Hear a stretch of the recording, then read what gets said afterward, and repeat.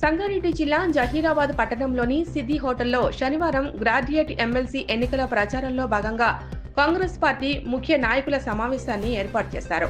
ఈ సమావేశంలో Zahirabad MP Suresh Kumar Shetkar, MLA Rammohan Reddy, రాష్ట్ర సెట్ఫిన్ కార్పొరేషన్ చైర్మన్ గిరిధర్, మాజీ మంత్రి doctor Chandrashekar, sports authority chairman Shivasena Reddy, parliament నియోజకవర్గ incharge doctor S Ujwal Reddy, మాజీ టీఎస్ఐసిడిఎస్ చైర్మన్ తన్వీర్ తో పాటు కాంగ్రెస్ పార్టీ ఎమ్మెల్సీ అభ్యర్థి డాక్టర్ వుట్కూరి నరేందర్ రెడ్డిలు పాల్గొన్నారు.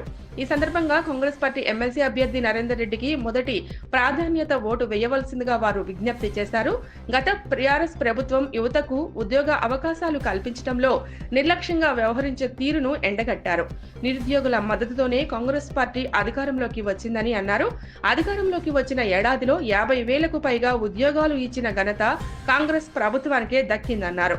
పట్టభద్రులకు ఉద్యోగాలు కల్పించేందుకు కాంగ్రెస్ ప్రభుత్వం పూర్తి స్థాయిలో కృషి చేస్తోందని అన్నారు. నిరుద్యోగుల ఉద్యోగాల కల్పనకై కృషి చేస్తున్న ముఖ్యమంత్రి రేవంత్ రెడ్డి పాలనకు మద్దతు ఇచ్చి పట్టభద్రులంతా కాంగ్రెస్ పార్టీ అభ్యర్థి నరేందర్ రెడ్డిని భారీ మెజారిటీతో గెలిపించాలని విజ్ఞప్తి చేశారు.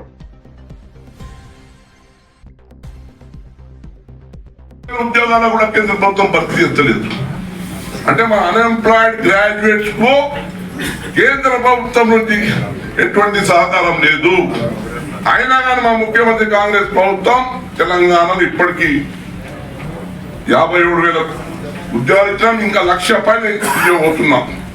మరి ఎవరైతే చేస్తారో వాళ్ళ పోటీ ఇద్దామా, చేయడంలో పోటీ ఇద్దామా? ఒకటి మతపరంగా వచ్చి నాకు ఓటు అయ్యమని అడగడమే బీజేపీ పని. మన పార్లమెంట్ ఎన్నికల్లో కూడా చూసినాం.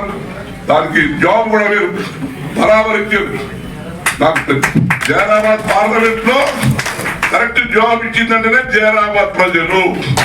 ఇటువంటి తప్పుడు ప్రచారాలకు, మత ప్రచారాలకు వ్యతిరేకంగా మేమంతా ఒకటి. ఇక్కడ హిందూ ముస్లిం కింద మేమందరం అన్నదమ్ముగా ప్రేమపూర్వక ఉంటామని ఒక సందేశం మొత్తం జైరాబాద్ ప్రజలు ఇచ్చారు.